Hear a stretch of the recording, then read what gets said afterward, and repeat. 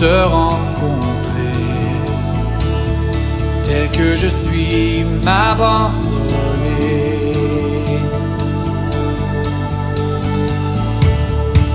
Alors que nous chantons, ton esprit me remplit, mon âme est libérée.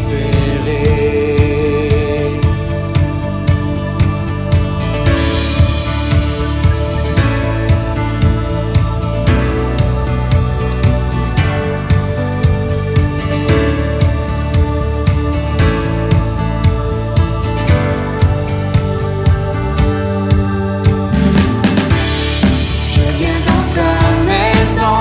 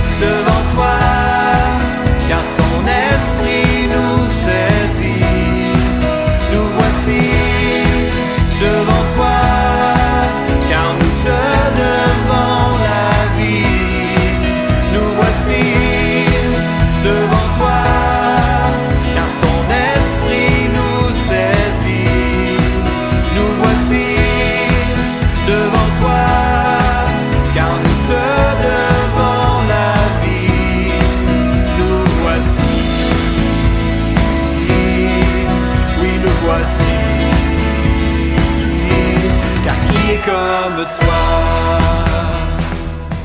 Bonjour et bienvenue famille Eva. Tout d'abord, un gros merci d'avoir relevé le défi, d'avoir pris le temps d'inviter et de recevoir des personnes chez vous et d'avoir aussi pris le temps de vous déplacer. Je crois que ça va être un moment qui va être propice pour connecter davantage les uns avec les autres et apprendre à se connaître. Il y a aussi une grande bénédiction au fait de pouvoir ouvrir la parole ensemble entre frères et sœurs en Christ. Ça va être un samedi assez simple, mais autant riche. Parce qu'on se rappelle que Dieu n'est pas limité aux 4 murs de l'Église. Nous sommes l'Église, vous êtes l'Église, où ce que vous êtes. Et je prie pour que vous puissiez vraiment avoir un temps riche, un temps béni, et que Dieu puisse vous parler à chacun d'entre vous d'une façon personnelle à travers ce temps de communion. Il va y avoir de courtes annonces par Pasteur André Junior. Par la suite, on va avoir un petit temps de louange. Et pour conclure, Pasteur Joseph va introduire l'étude biblique qui va constituer de quelques questions pour vous permettre d'échanger et de vraiment approfondir votre connaissance sur la parole de Dieu. Et je tiens aussi à vous rappeler le défi 3 toits sur le même toit. En participant au défi, vous courez la chance de gagner une des 3 cartes cadeaux. Pour faire partie de la course, il y a quelques petites consignes à respecter. Tout d'abord, vous devez être 3 familles différentes sous le même toit. Par la suite, vous devez prendre 3 photos. Clique à 3 moments différents durant votre temps ensemble. Et c'est important d'envoyer le tout aujourd'hui le 15 novembre avant minuit à l'adresse ci-dessous. Merci et je passe le micro à Pasteur André Junior.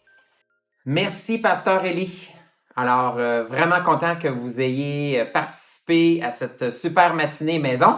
Et je veux juste amener une petite correction, Pasteur Élie. J'ai toujours pensé que Génération Canaan était vraiment plus généreux que les adultes, mais c'est pas seulement 3 cartes que nous allons donner, mais ça va être 3 fois 3 cartes. Alors, c'est 9 cartes cadeaux qui vont être tirées. Et bien entendu, toutes les instructions que tu vas donner, Pasteur Élie, c'est bon.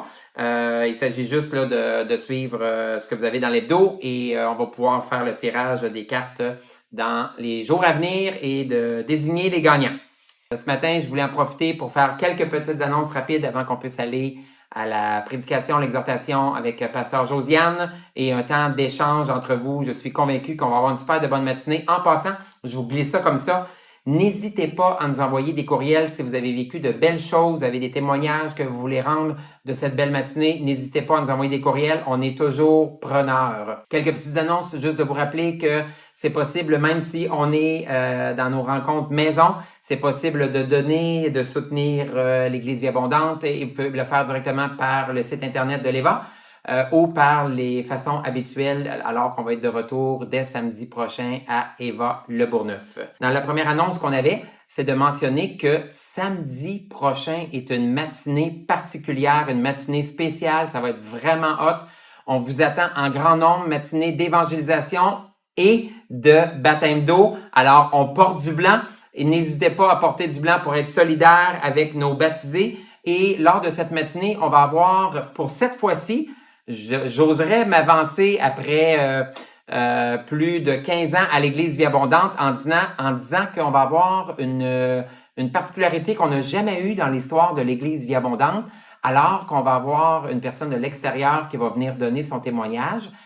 Emmanuel Ouellette qui va venir partager comment Jésus a transformé sa vie, comment Jésus a amené sa vie de vendeur de drogue, meurtrier à ministre de l'Évangile. Où est-ce qu'il est pasteur dans la région de Montréal en ce moment. Alors, n'hésitez pas à inviter vos voisins, vos collègues de travail, des gens pour lesquels vous priez et que vous désirez les voir expérimenter Christ personnellement dans leur vie. J'ai déjà commencé à le faire et d'inviter les gens justement parce que ça va être une matinée où est-ce qu'on veut pouvoir amener les gens pour qui on prie, qu'on garde en prière, à entendre l'Évangile et qu'ils puissent voir comment l'Évangile transforme des vies encore aujourd'hui en 2025. Alors, samedi le 15 novembre. Et ça, c'est en avant-midi. Je vous dis en avant-midi parce que en soirée, on va avoir la présentation Salvation Picture, qui est un ministère ici dans la capitale nationale, où est-ce qu'il sera présenté en grande primeur la saison 2 de Destination. Et si présentement, je suis en train de dire ça et vous dites, je ne sais même pas de quoi tu parles, Pasteur André Junior, ça veut dire que vous n'avez pas vu la saison 1. Et pour tous ceux et celles peut-être qui réagissent à la maison parce qu'ils ont vu la saison 1, on vous encourage fortement à être des nôtres samedi le 15 de 18h30 à 21h30. Éva Le Bourgneuf ainsi que le Carrefour chrétien de la capitale, les deux églises se mettent ensemble pour le lancement en grande primeur de la saison 2. Première partie de la soirée, nous allons revoir la saison 1. Ensuite de ça, il va y avoir une pause popcorn, breuvage et tout. Et deuxième partie de la soirée, nous allons voir la saison 2. Encore une fois, un excellent moment pour inviter des gens qui ne connaissent pas Christ, qui n'ont peut-être jamais été dans une église et tout, de pouvoir les inviter pour pouvoir leur permettre d'entendre ce que Jésus fait dans la vie de ceux et celles qui invitent Christ comme Seigneur et comme Sauveur. Alors, tout ça à Éva Le Bourgneuf, samedi matin et samedi à partir de 18h30. Vous retrouvez toute l'information dans l'hebdo de la semaine et vous l'aurez aussi, bien entendu, dans celui de la semaine prochaine en vue de cette super journée à Éva Le Bourgneuf.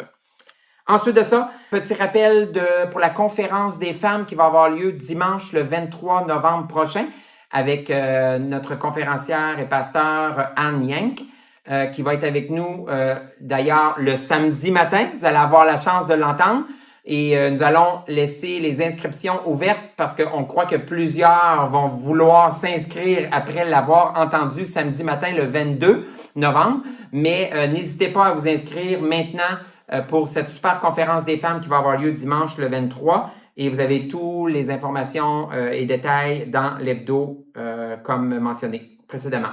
Et dernière annonce, je reprends mon souffle, dernière annonce de vous mentionner que nous avons justement une formation d'évangélisation qui s'en vient avec nul autre que Angelin et Rachel Quadio, qui va avoir lieu dimanche le 7 décembre prochain.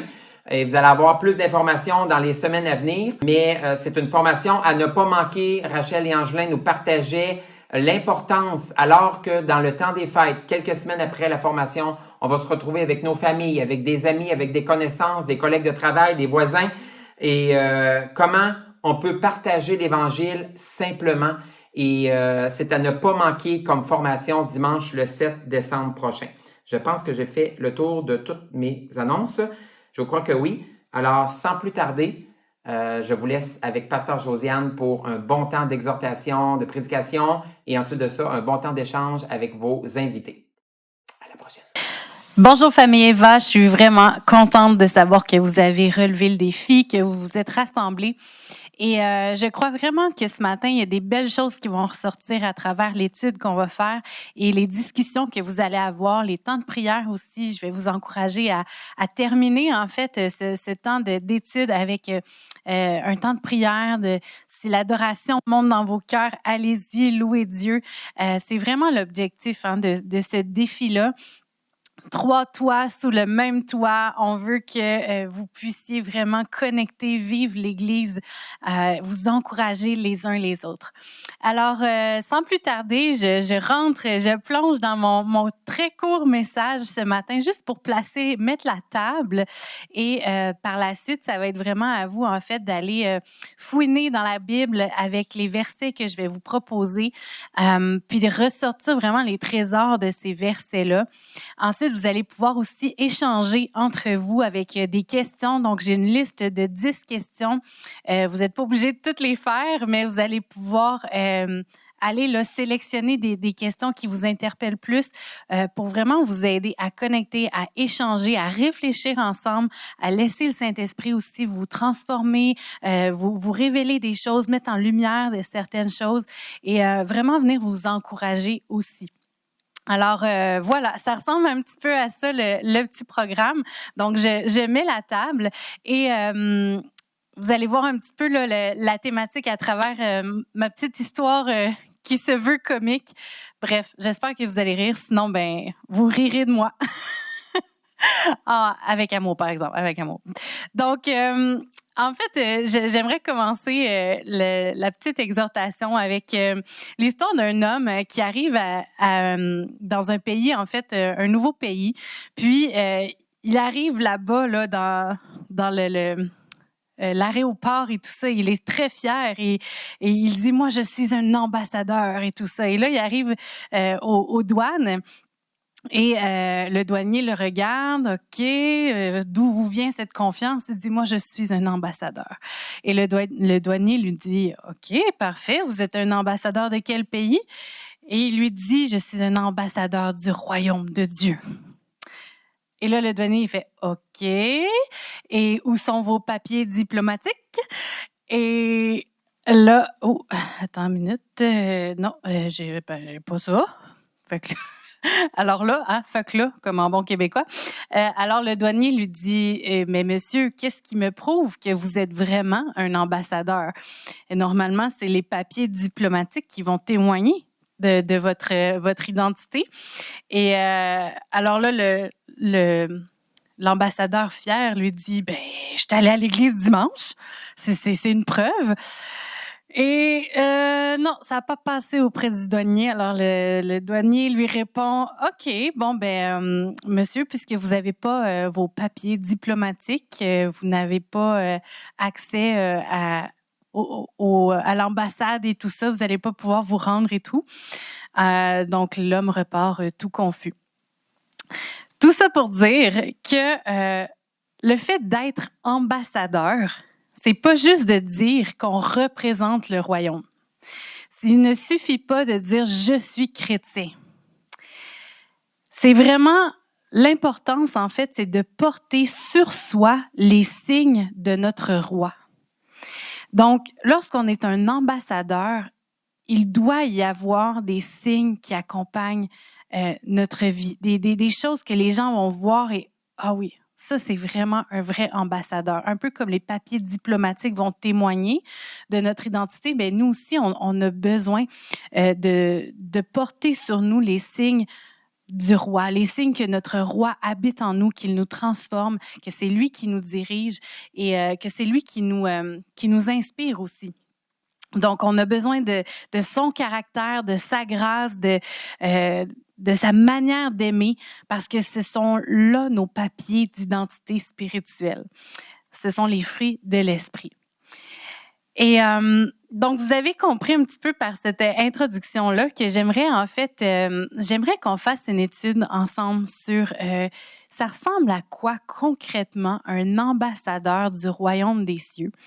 Et avant d'aller plus loin, je pense que c'est important de découvrir ensemble c'est quoi un ambassadeur. Ok, je sais qu'aujourd'hui c'est pas nécessairement, tu sais, on sait un ambassadeur ça travaille dans une ambassade, ça voyage, si c'est un ambassadeur canadien, ben il va être dans un autre pays quelque part dans le monde où il y a une ambassade canadienne. On ne sait pas toujours c'est quoi les fonctions.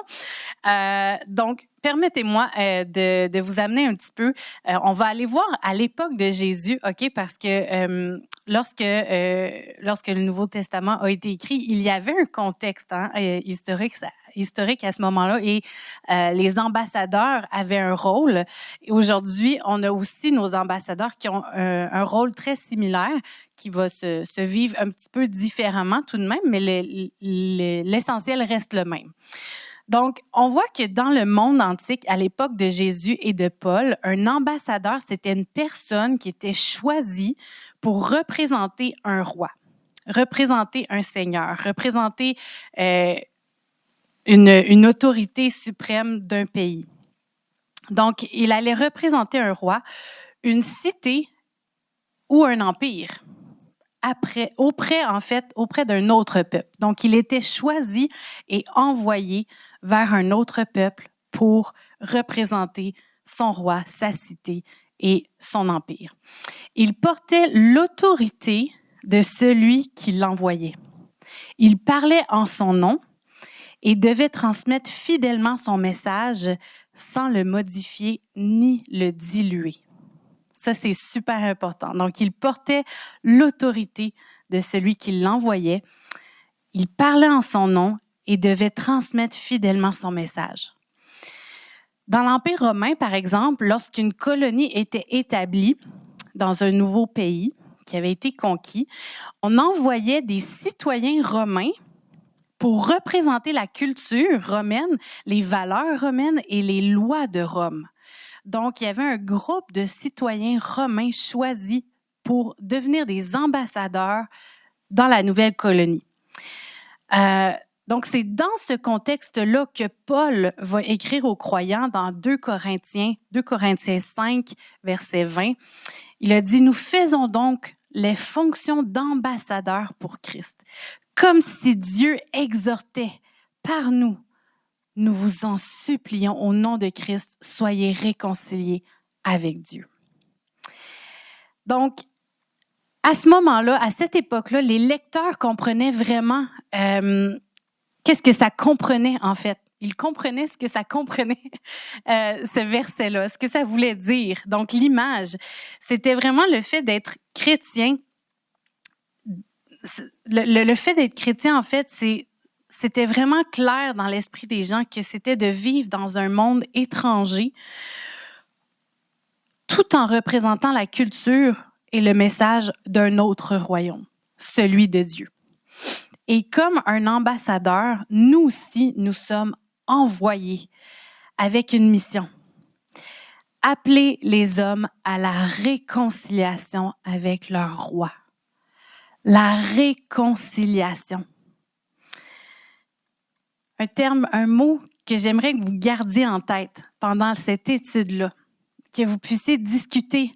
OK, comment concrètement je peux contribuer à la réconciliation des gens avec Dieu? Ce n'est pas nous, je veux juste faire la petite parenthèse, c'est pas à nous de convaincre, hein, ça c'est vraiment clair, la Bible est claire là-dessus, c'est l'Esprit de Dieu qui convainc les cœurs. Mais nous sommes des ambassadeurs, nous sommes appelés à être des messagers, à aimer, à démontrer ça ressemble à quoi le royaume de Dieu.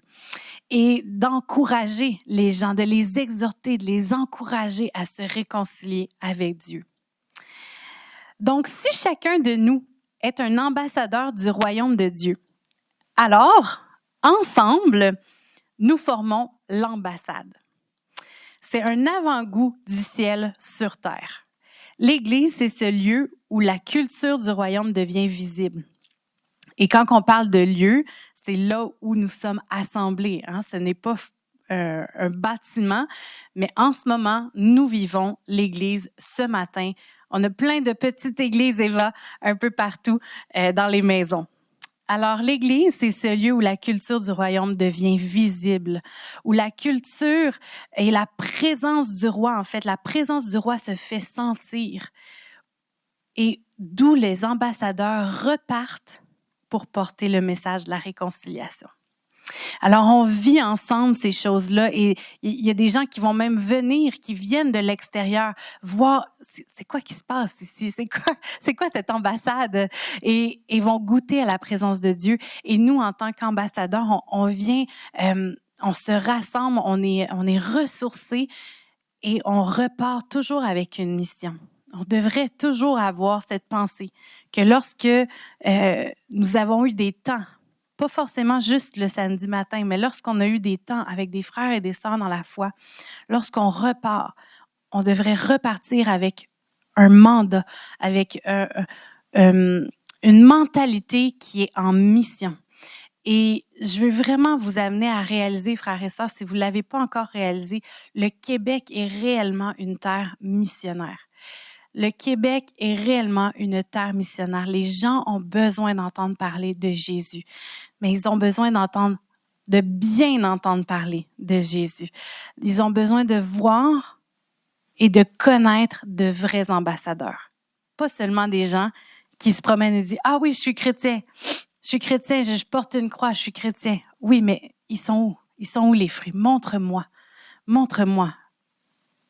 la preuve que tu es un diplomate.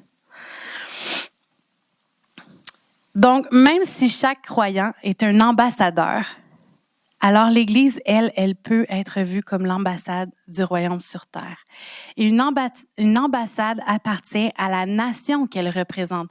Elle n'appartient pas au pays où elle se trouve.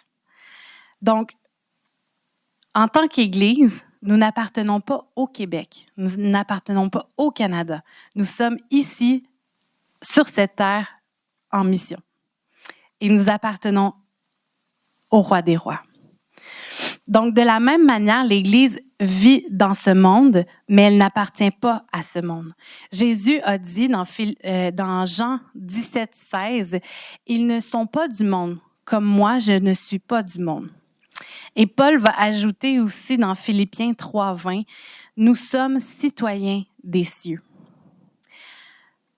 Citoyens des cieux. Donc, quand nous entrons dans l'Église, lorsque nous entrons dans un lieu où il y a d'autres chrétiens, nous entrons symboliquement sur un territoire du ciel. Sur le territoire du ciel, où un lieu où la culture du royaume est vécue, où le roi est honoré et où les ambassadeurs se rassemblent pour être renouvelés et instruits avant de repartir dans le monde.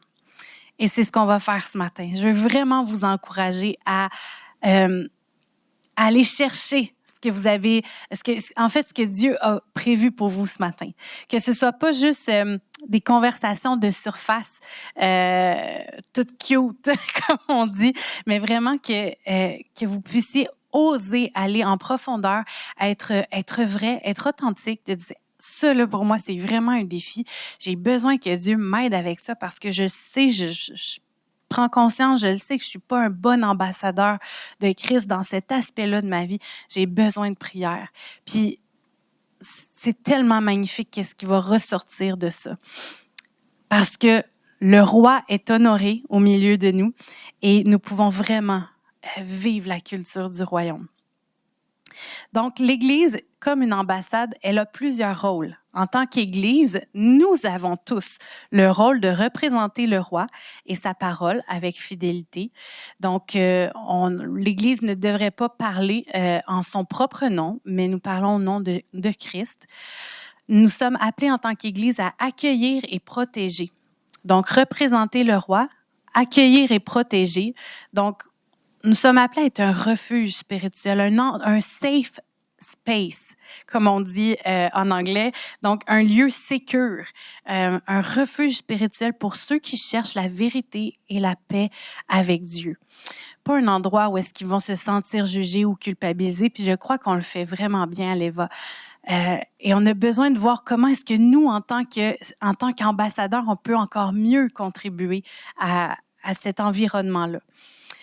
L'Église est aussi appelée à former et envoyer. C'est là que les ambassadeurs reçoivent leur instruction et leur force pour retourner dans le monde qui ne connaît pas encore le roi. Donc, profitez, petit clin d'œil, profitez des formations qui vous sont offertes à l'EVA. Allez chercher vraiment le plus d'outils possible. Ayez soif, soyez des ambassadeurs désireux d'être le meilleur ambassadeur qui soit, pas qu'on veut une compétition, mais qu'on puisse avoir la mentalité de je veux honorer Dieu, je veux lui offrir le meilleur de moi-même, je veux lui offrir le meilleur de ce que je suis capable de donner.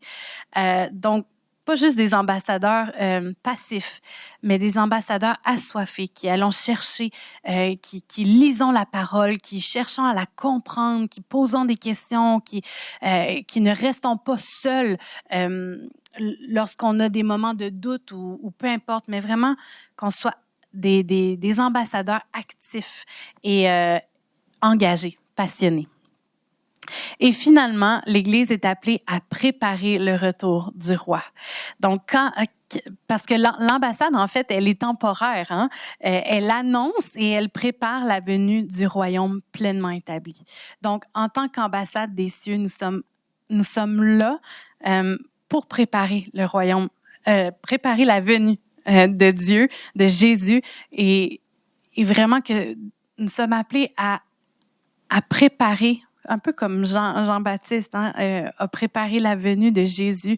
Il prêchait, il exhortait les gens à changer d'attitude, à se tourner vers Dieu, à changer de manière de vivre, de parler pour vraiment honorer Dieu et connecter avec lui, se réconcilier avec lui. Alors, c'est ce qu'on est appelé à faire aussi en tant qu'Église. Et dire que nous sommes ambassadeurs pour Christ, c'est donc reconnaître que chacun de nous ne vivons pas selon la culture du monde.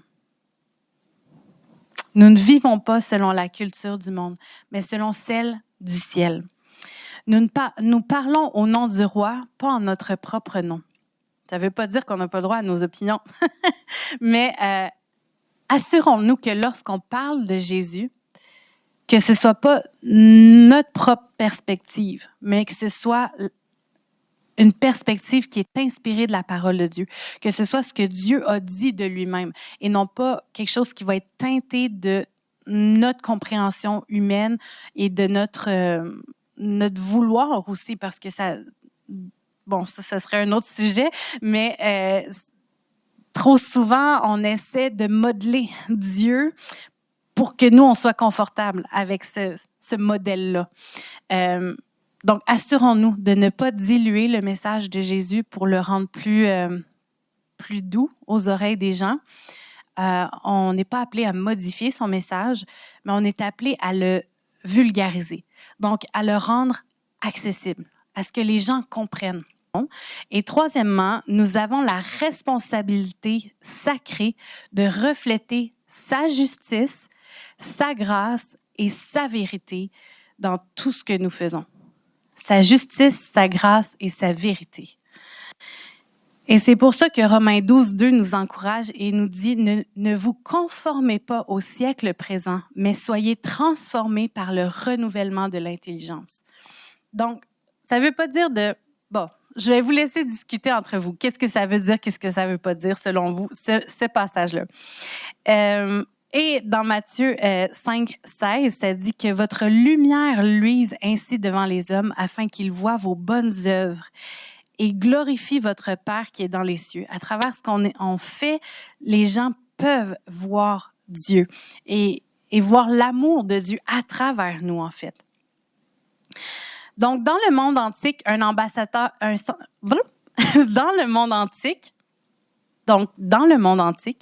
ambassadeur était celui qui portait la voix de son roi dans un territoire étranger. Aujourd'hui encore, Dieu nous envoie dans ce monde pour être ses représentants. Et en étudiant les passages qui suivent, que je vais vous donner même, vous allez pouvoir télécharger un fichier PDF. Donc, en étudiant les passages suivants, j'aimerais qu'ensemble, on puisse essayer de voir concrètement ça ressemble à quoi d'être des ambassadeurs de Jésus-Christ. Donc, dans nos paroles, dans nos attitudes, dans nos relations, concrètement, ça ressemble à quoi? Donc, il va y avoir 5 points. OK? 5 points, et pour chaque point, il y a 2 à 3 versets. Premièrement, j'aimerais qu'on regarde ensemble c'est quoi l'identité, notre identité en fait, en tant qu'ambassadeur. Pourquoi on dit que c'est rattaché à notre identité en tant que chrétien. Ensuite, on va regarder ensemble comment un ambassadeur doit parler. Troisièmement, comment un ambassadeur doit se comporter. Quatrièmement, quelle est l'attitude intérieure d'un ambassadeur? Avec Dieu, c'est toujours une histoire de cœur. Et cinquièmement, quelle est la mission d'un ambassadeur? Et à quel niveau de fidélité doit-il être engagé? Donc, ça va ressembler à ça, les 5 points et les 10 questions. Comme je vous ai dit, je le rappelle, vous n'êtes pas obligé de passer à travers toutes les questions. C'est simplement pour vous en donner. Je préfère vous en donner plus que pas assez. Donc, vous allez pouvoir choisir entre vous quelles sont les questions là, qui pourraient susciter de belles conversations. Alors, je crois vraiment qu'aujourd'hui, à travers cette étude-là, Dieu nous invite à revisiter notre rôle, à évaluer comment nous le représentons et à redécouvrir la beauté et la responsabilité d'être ses ambassadeurs dans ce monde. La beauté et la responsabilité, qu'on puisse le saisir encore plus. Alors, permettez-moi de prier pour vous, alors qu'on va commencer cette étude-là. Et Seigneur, je te remercie, Papa. Je te remercie parce que, oui, tu te fais connaître à nous, Seigneur, et tu veux continuer de te faire connaître à ceux qui ne te connaissent pas.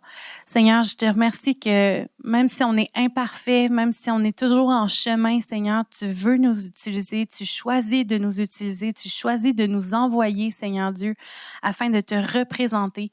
Et Papa, alors que cette étude va être faite dans chaque maison ce matin, Seigneur Dieu, je te demande que ton Saint-Esprit puisse venir vraiment donner la sagesse à chacun, Seigneur Dieu, et qu'on puisse avoir des yeux qui ne sont pas seulement qui n'ont pas seulement un regard humain, Seigneur, mais qu'on puisse voir ta parole et ressortir les trésors de ta parole, la richesse de ta parole, Seigneur, que ton Saint-Esprit nous ouvre les yeux, qu'on puisse saisir ces vérités-là et qu'elle puisse, Seigneur, faire une œuvre en nous. Tu dis que ta parole ne revient pas sans avoir fait ton effet, alors que nous ouvrons ta parole ce matin ensemble, que ta parole fasse son effet dans nos vies, dans nos cœurs, Seigneur, et que nous puissions dès aujourd'hui, dès demain, Seigneur, être meilleurs, des meilleurs représentants, des meilleurs ambassadeurs de qui tu es, de ton cœur, Seigneur Dieu.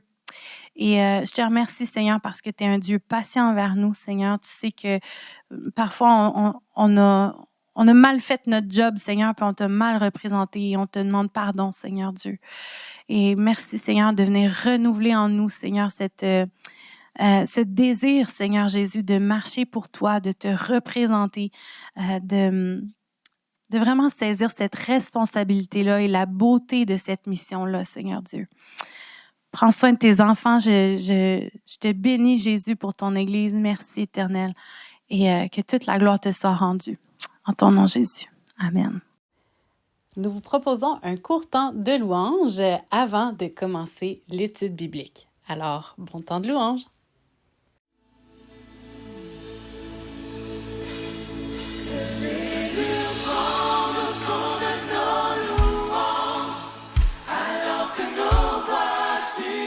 Celle des anges, répand sur nous ton esprit, ta puissance, ô Jésus, que les murs tremblent au son de nos louanges, alors que nos voix s'unissent à celle des anges, répand sur nous ton esprit, ta puissance.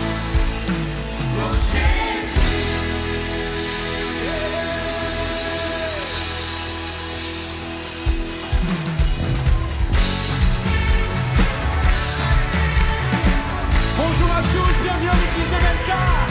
C'est le moment de célébrer l'Éternel. Soyons dans la joie.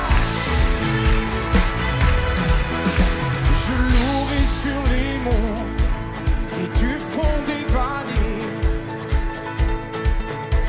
Quand je suis confiant ou quand sombre ma foi, je louerai dans la crainte, même dans l'insécurité. Ma louange est un fleuve qui emporte l'ennemi. Car tant que je vivrai, tout en moi chantera l'Éternel. Oh, je chanterai.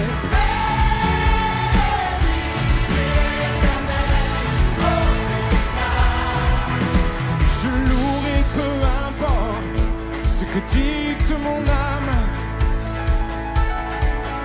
je louerai car je sais que tu restes au contrôle en tout temps. Ma louange est une arme, plus qu'un simple chant. Ma louange est le cri qui a détruit Jéricho. Tant que je vivrai, tout en moi chantera.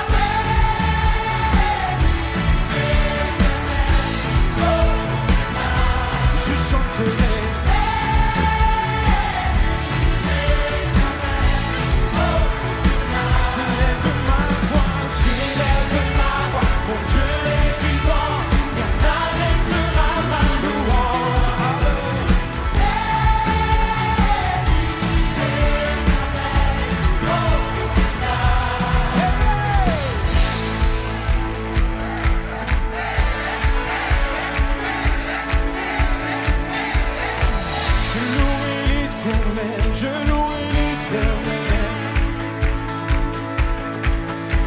pour ton autorité, ta majesté, pour ta victoire, oh Dieu, je te louerai, pour ta fidélité, ta sainteté, et pour ta puissance, oh Dieu, je te louerai.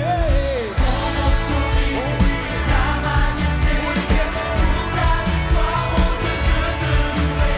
Pour ta fidélité, ta sainteté, Pour ta puissance, oh Dieu, je te louerai. Oui,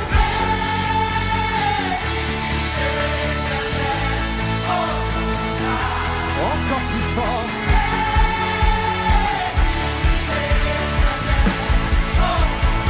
Encore plus fort.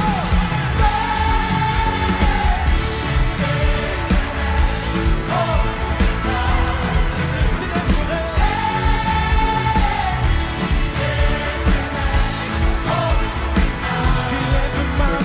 J'élève ma voix, mon Dieu est vivant, rien n'arrêtera ma louange. Je le déclare encore.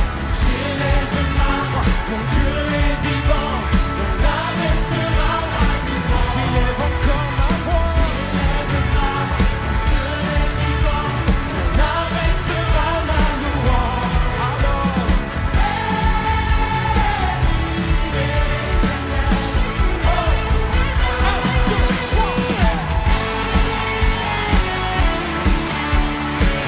que le nom de l'Éternel soit célébré en ce lieu.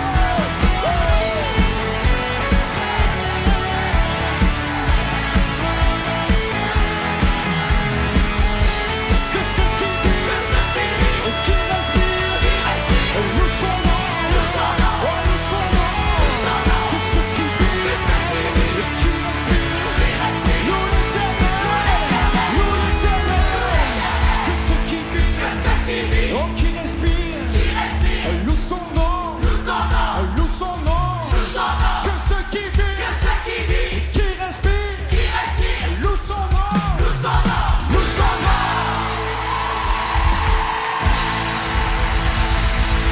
Au-dessus de nous célèbre le nom de l'Éternel.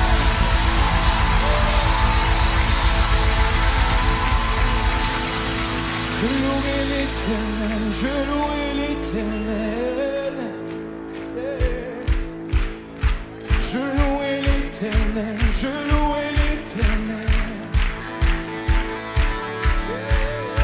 Je louerai l'Éternel, je louerai l'Éternel. En tout temps, je louerai l'Éternel, je louerai l'Éternel. Encore, encore, encore. Je louerai l'Éternel, je louerai l'Éternel.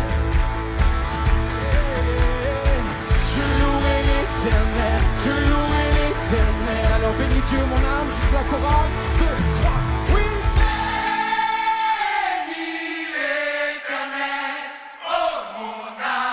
Je chanterai.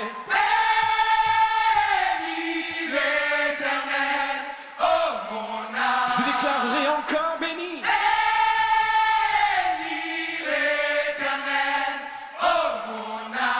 Je chanterai.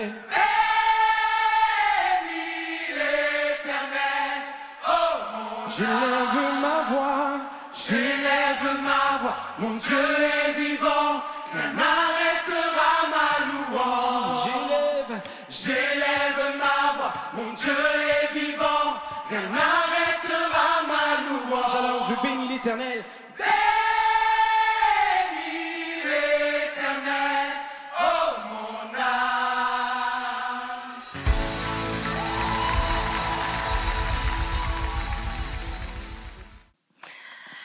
Alors, famille Eva, bonne discussion, bonne lecture et bon temps de prière aussi. N'oubliez pas, je vous encourage vraiment à terminer en prière et s'il y a des chants de louanges qui montent avec ça à travers la prière, go! Allez-y, spontané. Bon samedi matin!